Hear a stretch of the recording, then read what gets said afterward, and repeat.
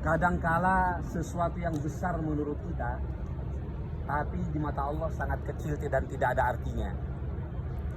Dan kadangkala sesuatu yang sangat kecil menurut kita, tapi kadang-kadang di mata Allah sangat besar dan sangat mempunyai nilai yang sangat luar biasa.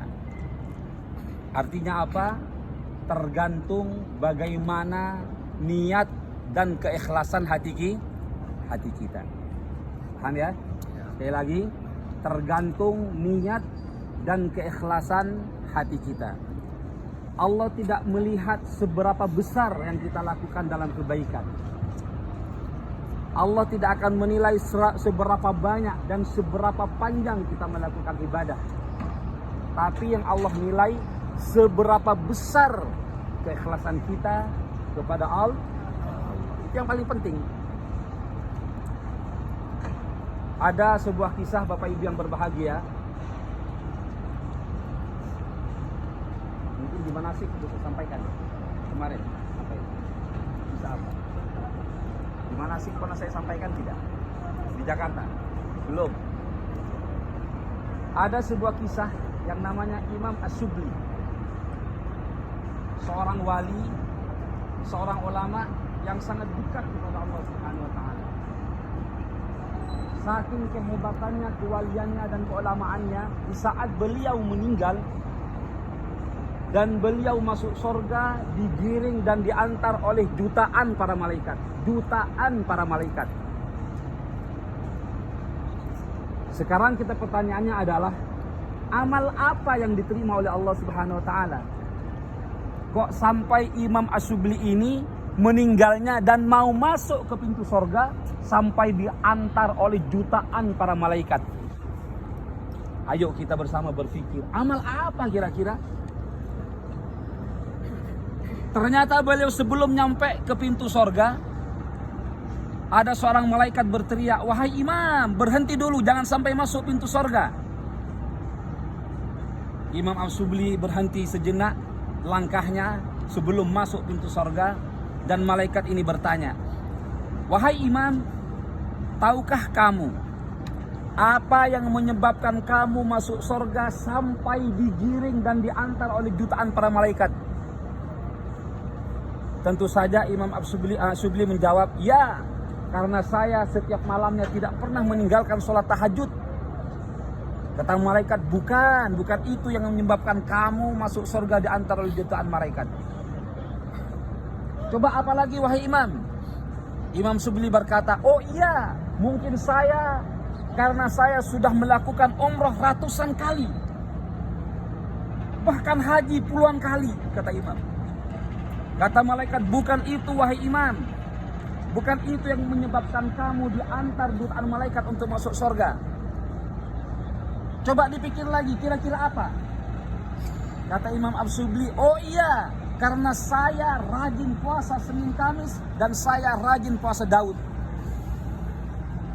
Kata malaikat, bukan itu wahai imam. Coba apa lagi kira-kira? "Oh iya, lupa satu lagi, karena saya rajin bersedekah. Setiap hari saya rajin bersedekah. Bahkan saya membangun masjid di mana-mana." Kata malaikat, wahai imam, bukan itu. Bingung ini imam. Bukan karena umrohnya, bukan karena hajinya, bukan karena sedekahnya, ya, bukan karena puasanya. Apa kira-kira? Imam Asyubli tidak bisa menjawab. Kira-kira apa wahai malaikat? Kalau bukan itu semuanya, kira-kira apa wahai malaikat? Kata malaikat, wahai imam, pernahkah kamu ingat? Nah, kita lihat ibu-ibu.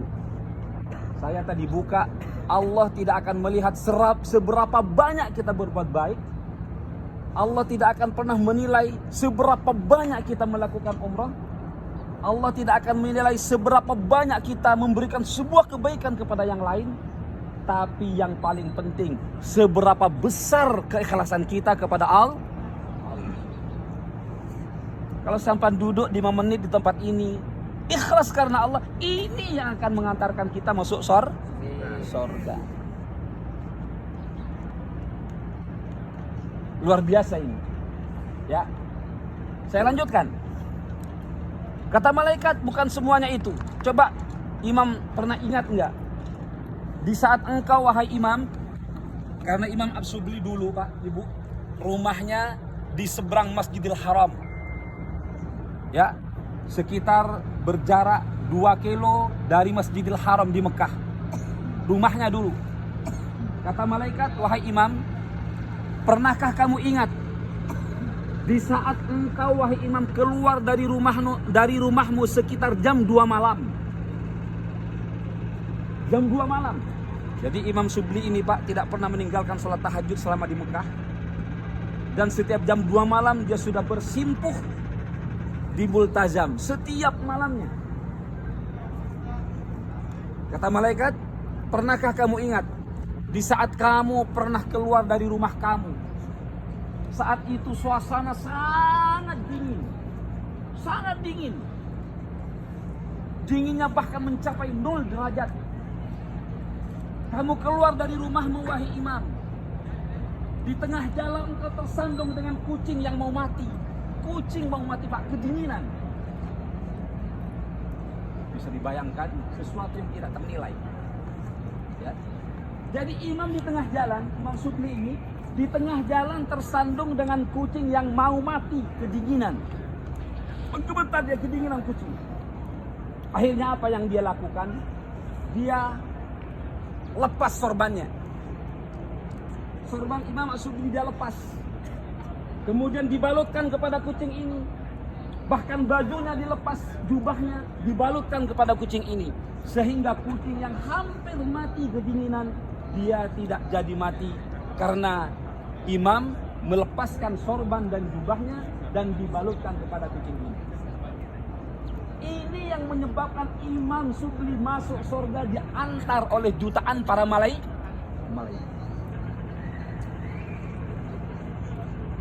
Sesuatu yang tidak berharga, sesuatu yang tidak bernilai, hanya menyelamatkan kucing Pak.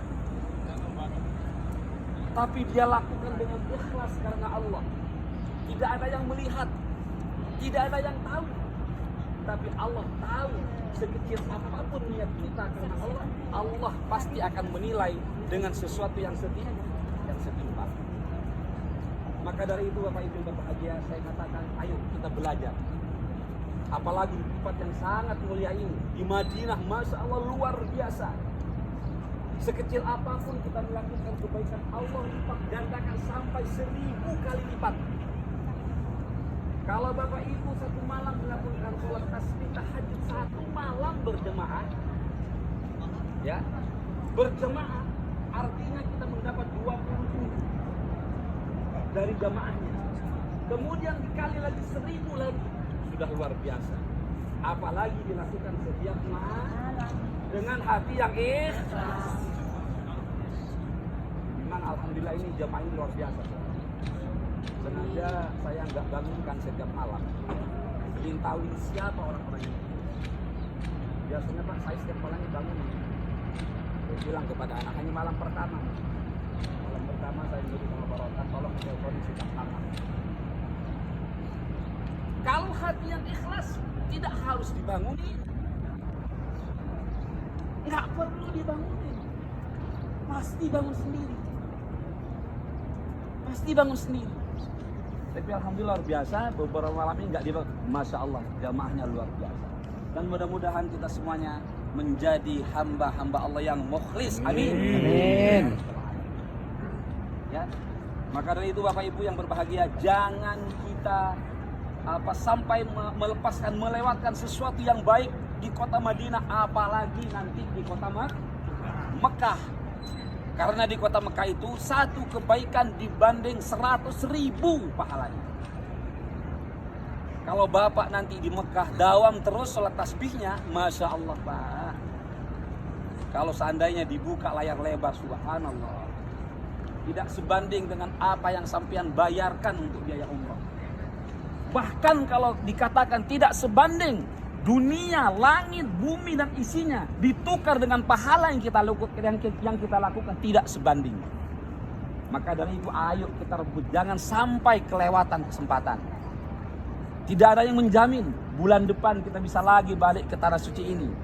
Tidak ada yang menjamin tahun depan kita bisa bersama semacam ini. Maka jadikanlah kesempatan terakhir ini kesempatan yang sangat luar biasa. Bapak Ibu yang berbahagia, sebelum saya masuk ke acara manasik,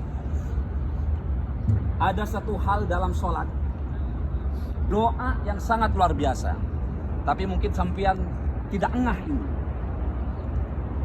Ada doa yang dibaca kita dalam setiap sholat. Ini doa luar biasa. Doa mewakili semua kebutuhan kita dalam hidup. Tapi mungkin sampean selama ini nggak ngeh, sehingga bacanya seperti orang baca mantra. Tahu nggak orang baca mantra? Allahu Akbar. Rabbi fili warhamni wal Allahu Akbar. Kata Allah, aku nggak ngerti apa yang kamu baca. Padahal setiap bacaan dalam sholat adalah doa. Kalau sampian baca doa dalam sholat seperti baca mantra, apalagi sampian nggak ngerti, Allah pun nggak ngerti. Bagaimana doa kita dikabul? Bagaimana doa kita diterima? Apa doanya? Ayo kita lihat, Pak. Maka selama ini, setelah ini sampian bacanya harus paham dan harus pelan-pelan. Kalau perlu di titik-titik yang sampian butuh, ulang-ulang itu. Saya sudah praktekkan, Pak. Maaf, saya cerita dulu. Ini jamaah berangkat ini 60%-nya adalah orang yang pending berangkat sebelum pandemi. Ya kan? Iya. Uang sampian masih ada di Garuda. Garuda bermasalah. Dan saya butuh uang sekitar 3M untuk berangkatin sampian yang pending. Saya nggak punya jalan, Pak. Pergi semua bank di Jakarta. Semua bank di Jakarta saya datangi direktur utamanya langsung. Juga close. Nggak ada modal kerja tahun ini, Ustaz. Setelah pandemi. Padahal sebelum pandemi mereka datang ke kantor, hampir semua bank nawarin, mau berapa Ustaz? Jangankan 20M, 50M hari ini cair. Capek, Pak. Datang ke teman-teman yang lain, pengusaha juga plus. Nggak ada jalan. Ya Allah. Hanya Engkau ya Allah yang punya kuasa. Hanya Engkau ya Rabb yang maha kuasa. Manusia tidak bisa membantu kita ya Allah. Akhirnya apa, Pak? Coba kita lihat dalam doa yang dibaca kita setelah kita duduk di antara dua sujud. Nanti saya bahas satu-satu. Sampean praktekkan.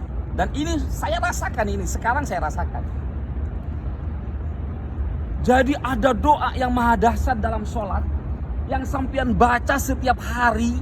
Tapi mungkin tidak mengerti. Akhirnya apa? Tidak khusyuk. Sehingga kita baca doa ini seperti baca mantra. Rabbil firli warhamni wajabuni, macam bahkan lebih cepat. Rabbil firli warhamni, Allahu Akbar. Padahal doa ini dahsyat, Pak. Doa ini mewakili semua kebutuhan kita dalam hidup. Kita satu persatu ayo kita bahas. Ada 8 permohonan dalam doa di saat kita duduk di antara dua sujud. Pertama yang kita minta, Rabbil firli. Apa?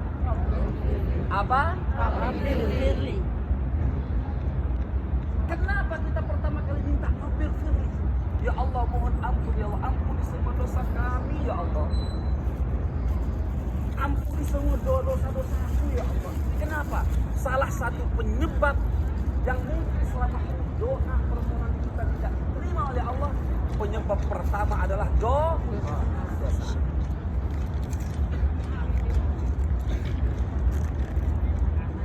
Jadi kalau sampean masih ada dosa, ya, mau sujud nonggeng dan semacamnya, satu malaman kita sujud masih ada dosa, ini yang menjadi penghalang doa kita tembus kepada Allah. Maka dalam doa ini kita pertama kali minta kepada Allah, Rabbil firli ya Allah. Ampuni ya Allah dosa-dosaku ya Allah. Makanya kalau ada orang masalah ya, tidak pernah selesai, sakit nggak pernah sembuh-sembuh, salah satu penyebabnya adalah dosa.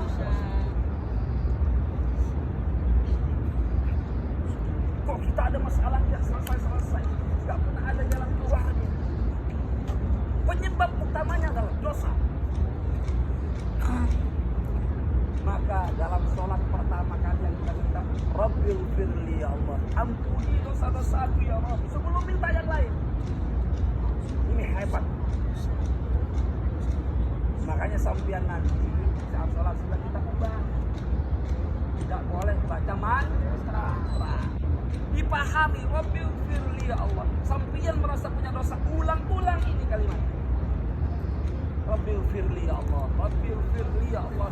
Tadi ya Allah setengah jam yang lalu saya bohong sama istri ya Allah, Rabbil firli ya Allah. 1 jam yang lalu saya bohong kepada suami, Rabbil firli ya Allah. Kemarin saya berdosa sama anak, sama tetangga, sama saudara, Rabbil firli ya Allah, ampuni ya Allah. Jangan sampai sebab dosa-dosa ini doa kami ditolak dengan doa. Jadi pertama kali yang kita minta dalam kalimat ini, Rabbil firli. Coba bersama, Rabbil firli. Sambil dinikmati, Rabbil firli ya. Lagi bersama-sama, Rabbil firli.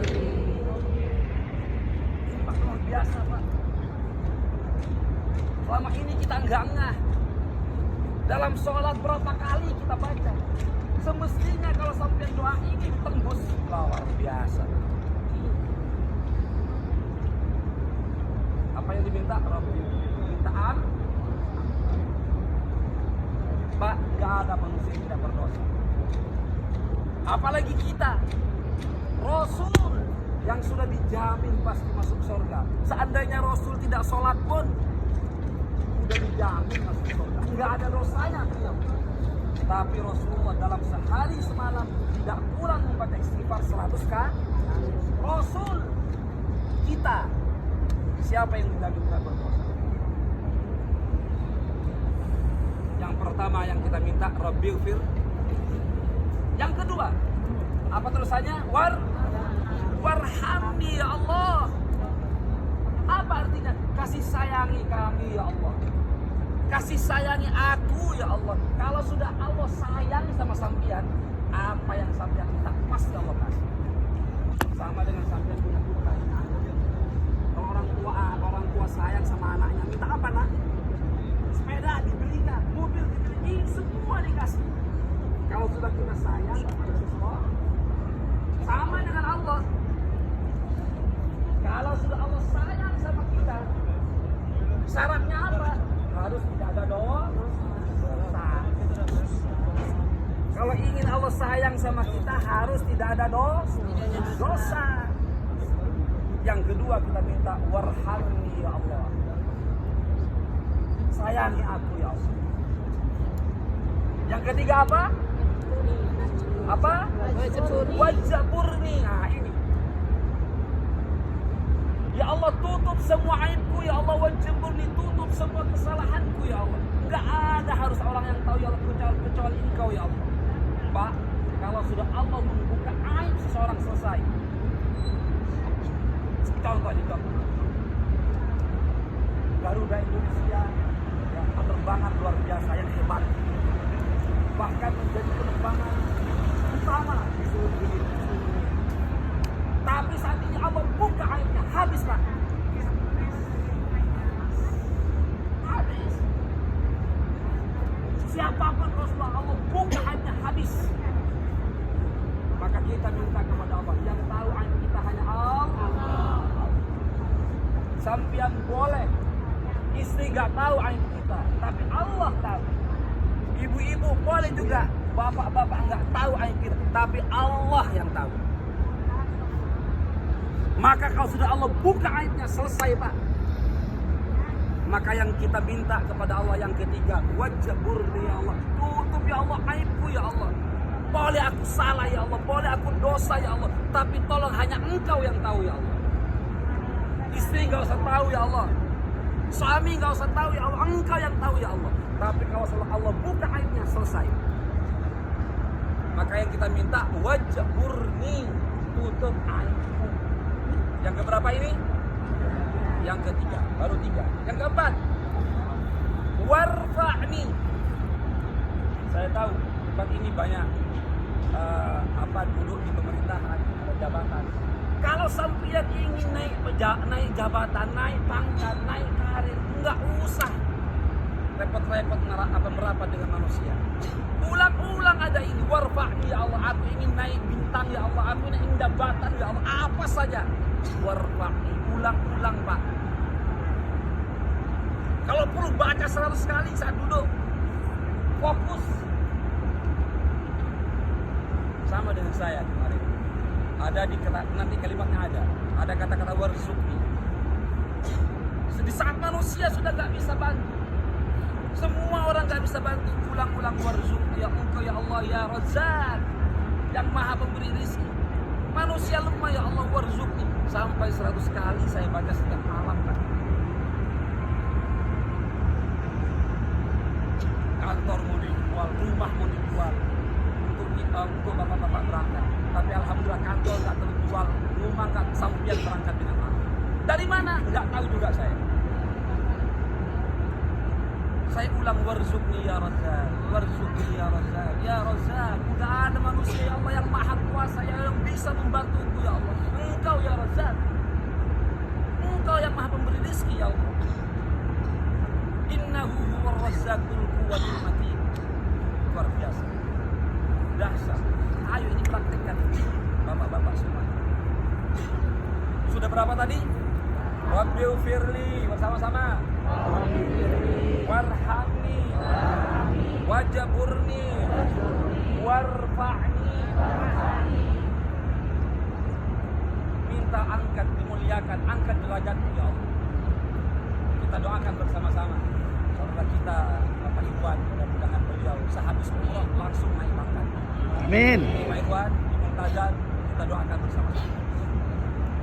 Mudah-mudahan bermanfaat untuk kita dan umat secara keseluruhan. Tembus Pak.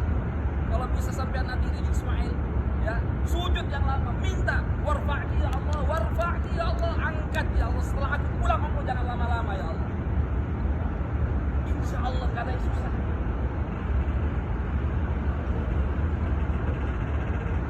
Luar biasa ini doa, tapi kita nggak tahu ini. Warfa'ni nomor berapa tadi? Lagi dari depan. Rabbighfirli. Lagi ikut saya. Rabbighfirli. Saya dulu. Jangan terus semangat, santai aja, slow. Lagi. Rabbighfirli. Warhamni. Wajburni. Warfa'ni. Yang kelima. Dan ini yang saya praktekkan. Setiap sholat tahajud di akhir setiap sujud, warzuqni ya Allah, warzuqni ya Allah, sambil menangis, warzuqni ya Rabb. Aku butuh 3M ya Allah, siapa yang bantu kecuali Engkau? Warzuqni ya Razzaq, ya Razzaq, warzuqni ya Razzaq. Nangis, teriak. Gedor pintu langit, siapa yang tidak bisa? Ada aja. Yang kelima warzuq. Luar biasa. Makanya sampean nanti sudah berubah dalam sholat. Jadi doanya tidak boleh berdoa sampai seperti baca khususnya di antara duduk dua sujud. Rabbighfirli ya Allah warhamni. Di mana kalimat yang butuh ulang-ulang? Yang mau jabatan warfa'ni ya Allah. Yang ingin rezekinya ditambah, diperbanyak, warzuqni ya Allah. Yang punya dosa besar, wajburni ya Allah. Yang kelima, warzuqni. Baru 5. Yang keenam, apa? Wahdini. Apa wahdini? Minta petunjuk dan minta hidayah ini penting Pak. Berapa banyak orang yang lebih hebat dari sampean, lebih kaya, lebih punya waktu, sampai dia meninggal tidak pernah nyampe ke tempat ini. Kenapa? Karena nggak dapat hidayah. Makanya setiap sholat ihdinas siratal mustaqim. Di antara duduk dua sujud, wahdini ya Allah, beri kami petunjuk ya Allah. Rumah kita di Indonesia di sampingnya masjid, tapi Tapi karena nggak dapat hidayah, sekalipun rumah berdampingan dengan masjid, tidak pernah sholat berjamaah di masjid. Tapi sekalipun rumahnya jauh 1 kilo dari masjid, karena dia dapat hidayah, kakinya diringankan. Sampian juga semua adalah orang-orang yang dapat hidayah. Dipaksakan jual ini untuk umrah, jual itu untuk umrah. Ini bentuk hidayah dari Allah. Orang yang lebih hebat, orang yang lebih kaya, ya, tapi tidak seperti sampean mempunyai kesempatan semacam ini. Kenapa? Karena nggak dapat hidayah. Maka kita minta dalam salat, wah ini ya Allah, beri kami petunjuk hidayah ya Allah. Hidayah ini penting, Pak. Yang keberapa sudah? Wahdini yang keberapa? Yang ke-6.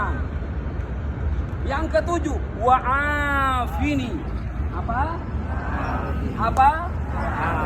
Nah, yang sakit-sakit, yang punya penyakit, sakit lahir dan batin, ulangi dalam wa'afini, sembuhkan ya Allah. Ibu, secara matematika saya nggak bisa sampai ke tempat ini. Saya kena serangan jantung kronis 5 hari sebelum berangkat.